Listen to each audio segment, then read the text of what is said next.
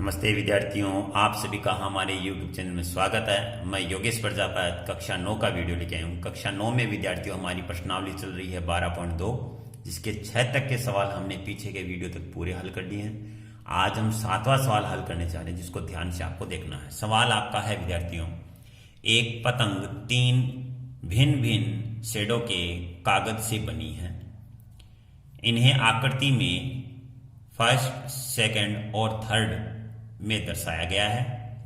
पतंग का ऊपरी भाग 32 सेंटीमीटर विकर्ण का एक वर्ग है और निचला भाग है वो 6 सेंटीमीटर, 6 सेंटीमीटर और 8 सेंटीमीटर भुजाओं का सम द्विबाहु त्रिभुज है, प्रयुक्त किया गया है। अब विद्यार्थियों, मैं आपके सामने सवाल से संबंधित आकृति लेके आ रहा हूं। ध्यान से देखिए। सवाल से संबंधित आकृति विद्यार्थियों, यह आपका एक पतंग का चित्र आपके सामने है। इसको 3 शेडों में बांटा गया है। ऊपर यहां पर ये प्रथम शेड, ये आपका द्वितीय और ये आपका तृतीय।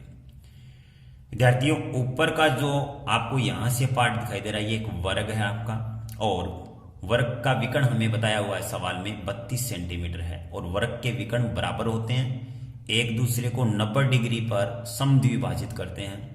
इसलिए मैंने 16 ऊपर लिख दिया और 16 ही नीचे लिख दिया। ये पूरा विकर्ण आपका 32 है और 90 डिग्री पर काट रहे हैं। इसका मतलब ये यहां से लेकर यहां तक लंब का कार्य करेगा, यानी ऊंचाई का कार्य करेगा, और ये आपका आधार बन जाएगा। ठीक है विद्यार्थियों, और ऐसा ही इसमें बन जाएगा।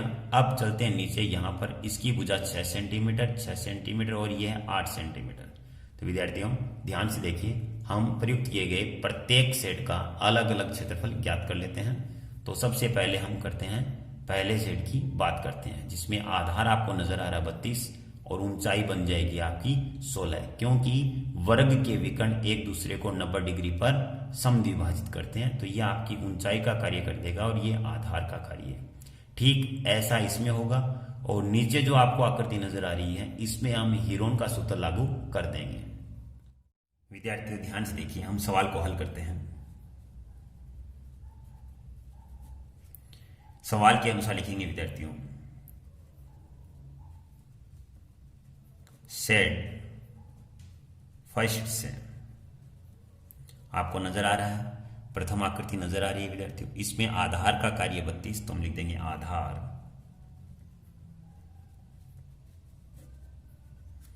बराबर 32 सेंटीमीटर और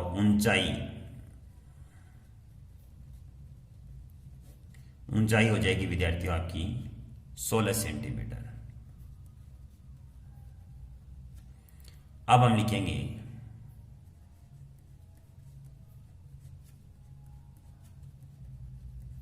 सेड फर्स्ट में प्रयुक्त कागज का क्षेत्रफल, यानी कितना कागज काम में लिया गया है। तो 1/2 आधार गुणा में ऊंचाई। विद्यार्थियों 1/2 और आधार विद्यार्थियों आपको नजर आ रहा है, वो है आपका 32 और ऊंचाई आपको नजर आ रही है 16।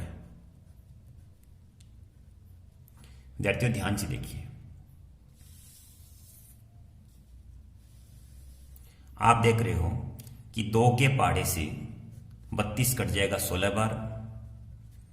तो यहां पर हो जाएगा विद्यार्थियों 16 गुणा में 16 और दोनों को गुणा करेंगे तो आपका आ जाएगा 256 सेंटीमीटर स्क्वायर। ये आ गया विद्यार्थियों प्रथम सेट का क्या आ गया, क्षेत्रफल आपका आ गया है। विद्यार्थियों आपको नजर आ रहा है कि जितना प्रथम शेड है उतना ही आपका नीचे की तरफ है वो सेकंड शेड है। यानी इसमें देखो ऊंचाई 16 है, आधार 32, तो इसका आधार भी 32 और ऊंचाई कितनी हो जाएगी 16 हो जाएगी। तो जितना क्षेत्रफल प्रथम शेड का है उतना ही क्या आएगा, द्वितीय शेड का आएगा। तो हम लिखेंगे प्रथम शेड का क्षेत्रफल बराबर सेकेंड सेट का क्षेत्रफल। तो प्रथम का आपका आया था विद्यार्थियों 256, तो सेकंड का भी कितना आएगा 256 सेंटीमीटर स्क्वायर आ जाएगा। अब विद्यार्थियों हम चलते हैं तीसरे सेट की तरफ। प्रथम का भी 256 और सेकंड का भी 256। तीसरे में चलते हैं तो यहां पर नजर आ रहा है एक समद्विबाहु त्रिभुज है। इसमें दो भुजाएं 6 सेंटीमीटर की और एक भुजा आपकी है 8 सेंटीमीटर की। तो ये ए का काम, ये बी का काम और ये सी का काम करेगी।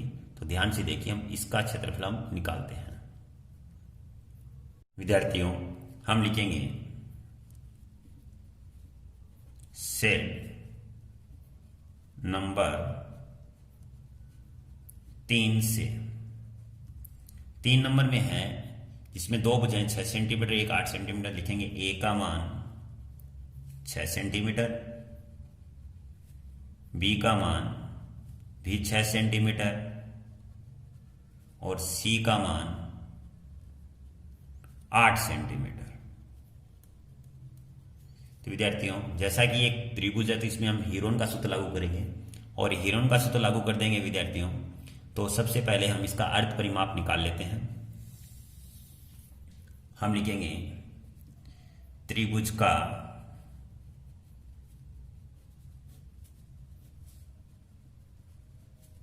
अर्ध परिमाप।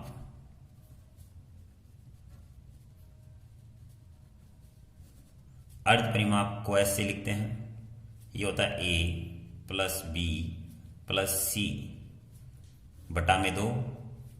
ए का मान आपको नजर आ रहा है 6, बी का मान भी 6 और सी का मान 8 बटा में 2। 6 और 6 आपके हो गए 12, 12 में 8 जोड़ दीजिए, आपके हो जाएंगे विद्यार्थियों 20 और 20 में आपका 2 का भाग जाएगा तो आपका आ जाएगा 10 सेंटीमीटर। अब विद्यार्थियों एस का मान आ गया। अब हम हीरोन का सूत्र लागू कर देते हैं। हीरोन के सूत्र से, हीरोन का सूत्र होता है विद्यार्थियों वर्गमूल, वर्गमूल में एस, एस माइनस ए, एस माइनस बी और एस माइनस सी।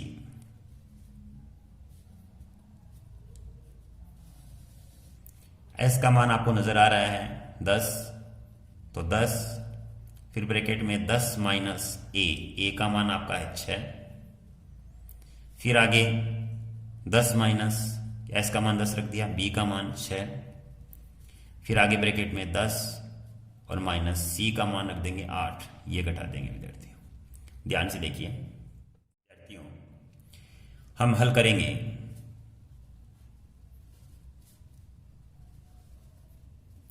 तो यहां से आ गया 10 और 10 में से यदि 6 घटाओगे गुणा में बचेगा 4। 10 से 6 घटाएंगे तो यहां आएगा 4 और यहां 10 से 8 घटाएंगे तो आपका आएगा 2। विद्यार्थियों ध्यान से देखिए, 10 के हम अभाज्य गुणन करते हैं, ये बनेगा 5 गुणा में 2। 4 के करते हैं तो ये 2 गुणा में 2, फिर 4 के करते हैं अभाज्य गुणनखंड तो वो भी 2 गुणा 2, फिर आपका है विद्यार्थियों 2। अब हम दो दो संख्याओं के जोड़े बनाते हैं गुणा में, 1 जोड़ा बन गया 2 और 3 जोड़े बन गए विद्यार्थियों। तो यहां से प्रत्येक जोड़े से 1 2 बार आ जाएगा तो हम लिखेंगे 2, यहां से आएगा 2, फिर आगे यहां से आएगा 2 और यहां अंदर रह गया आपका वर्गमूल में 5 क्योंकि इसका जोड़ा नहीं है। अब विद्यार्थियों इनको गुणा कर लेते हैं हम।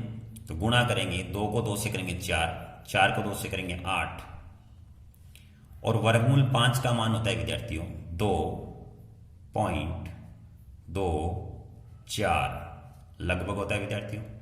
और इसको हम 8 से गुणा कर देंगे तो आपके आ जाएंगे 17.92 सेंटीमीटर स्क्वायर। इस प्रकार विद्यार्थियों तीसरा जो सेट है उसका क्षेत्रफल आपका आ गया है